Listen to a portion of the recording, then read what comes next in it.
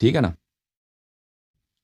اب جہاں تک آپ کی بات ہے کہ آپ کی شریعت میں بدعات ہیں اور آپ کے پاس پوری سنت نہیں ہے، یہ تو واضح بات ہے کہ آپ کے پاس پوری سنت نہیں ہے. یہ تو اس کے دلائل بہت زیادہ ہیں. اچھا، میں ایک دو حدیث آپ کو دکھاؤں میرے محترم ناظرین، اس کے بعد کالرز کے کال لیں گے. یہ کتاب ہے صحیح بخاری، صحیح ہے بخاری، چاپ دار احیاء تراث العربی، بیروت لبنان میں. ایک کتاب سنہ 2001 میں چھپی ہے. یہ بیچارے پتہ نہیں اس کو ان کے کمیٹی ان کو کیا سکھاتی ہے. بھائی صاحب کمیٹی والے کو بولو ادھر آ جاؤ. یہ آپ کا جو نا، یہ آپ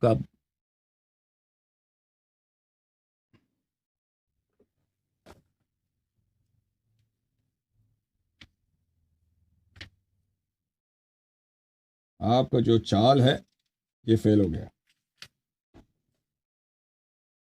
کسی عاقل آدمی کو بھیج دو. اچھا، یہ بخاری عزیزو صفحہ نمبر 132 وہی بخاری ہے. کتاب میں نے چینج نہیں کیا، بولا کتاب چینج کیا اس نے. صفحہ نمبر، حدیث نمبر 650. ام الدرداء کہتی ہیں دخل علی ابو الدرداء وهو مغضب. ابو درداء میرے پاس آئے، وہ بڑے غضب میں تھے. ما اغضبك؟ فقال والله ما اعرف من امتی محمد صلی اللہ علیہ وآلہ وسلم شيئا الا انهم يصلون جميعا. میں امت رسول صلی اللہ علیہ وآلہ وسلم سے کسی ایسی بات کو نہیں جانتا سوائے اس کے کہ وہ کیا کرتے ہیں، نماز پڑھتے ہیں، نماز جماعت پڑھتے ہیں. اچھا، اس حدیث کی شرح میں آپ کے شراح نے بہت لکھی ہے کہ ابو درداء کی یہ شہادت ہے کہ شریعت کے تمام اجزاء میں نقصان اور تغییر آ گیا ہے، سوائے یہ کہ مثلا یہ نماز جماعت پڑھتے ہیں. بس اتنی بات رہ گئی ہے، اتنی بات رہ گئی ہے. انعام الباری دروس بخاری، تالیف افادات شیخہم مفتی محمد تقی عثمانی، جلد نمبر 3، چاپ مکتبۃ الحراء. یہ انعام الباری میں مولوی صاحب عثمانی کیا فرماتے ہیں، محمد تقی عثمانی. دخل علی ابو الدرداء، وہی بات ابو الدرداء والی حدیث. ابو درداء آئے، بڑے غضبناک تھے. میں نے پوچھا کس چیز نے غضبناک کیا؟ فرمایا کہ اللہ کی قسم میں نبی کریم صلی اللہ علیہ وآلہ وسلم کے معاملات میں آج کل کچھ بھی نہیں پہچانتا سوائے اس کے کہ لوگ جماعت سے نماز پڑھتے ہیں. مطلب یہ ہے کہ جماعت سے نماز تو پڑھ لیتے ہیں اور یہ اچھی بات ہے، لیکن دین کے بقیہ احکام میں نبی کریم صلی اللہ علیہ وسلم کے اتباع نظر نہیں آ رہی ہے، اس لیے غصہ آ رہا ہے. بھلے اتباع نظر نہیں آ رہی ہے، باقی احکام کو چینج کیا.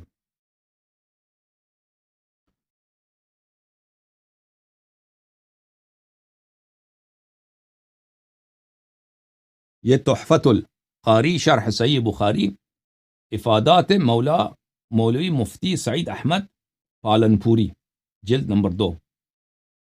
یہاں پہ ملاحظہ فرمائی اسی حدیث کی شرح میں وہ کیا کہتے ہیں، وہی حدیث ہے بھائی. ام درداء کہتی ہیں، وہی ام درداء والی حدیث، سوائے یہ کہ نماز جماعت پڑھتے ہیں. وہ فرماتی ہیں حضرت ابو درداء ان کے پاس غصے میں بھرے ہوئے آئے. ام درداء نے پوچھا کہ آپ کو غصہ کس بات پر ہے؟ حضرت ابو درداء نے فرمایا خدا کی قسم آن حضور کے زمانے کی صورتحال بالکل بدل گئی ہے. آپ کے زمانے کی کوئی چیز باقی نہیں ہے، بس ایک چیز باقی رہ گئی کہ لوگ جماعت سے نماز پڑھتے ہیں، باقی سب کچھ بدل گئی ہیں. باقی سب کچھ بدل گئی ہیں. یہ باقی جو سب کچھ بدل گئی ہیں یہ کیا ہیں؟ باقی جو سب کچھ بدل گئی ہیں کیا ہیں؟ یہ مرقات المفاتیح اردو ترجمے کے ساتھ، مترجم مولوی راؤ محمد ندیم، جلد نمبر 3، چاپ کون سی؟ مکتبہ رحمانیہ. یہاں پہ ملاحظہ فرمائیے یہی ام درداء والی حدیث، ٹھیک ہے نا. ام درداء والی حدیث 1079. اس جملے کا مطلب یہ ہے کہ میں نے اپنے آنکھوں سے ایسے منکر اور غیر معروف کو دین محمد صلی اللہ علیہ وسلم میں رائج ہوتے ہوئے دیکھا. دین میں منکر باتوں کو میں نے رائج ہوئے دیکھا جس نے مجھے غضبناک کر دیا ہے، اور اس سے مراد ان کی ترک جماعت تھی. ترک جماعت کا مراد تھی وہ جماعت پڑھتے ہیں، لیکن اس کا حدیث کا واضح ترین مفہوم یہ ہے کہ مجھے ان ناپسندیدہ امور نے غضبناک کر دیا جو امت مرحومہ میں نئے ایجاد ہو گئے ہیں، یعنی بدعات.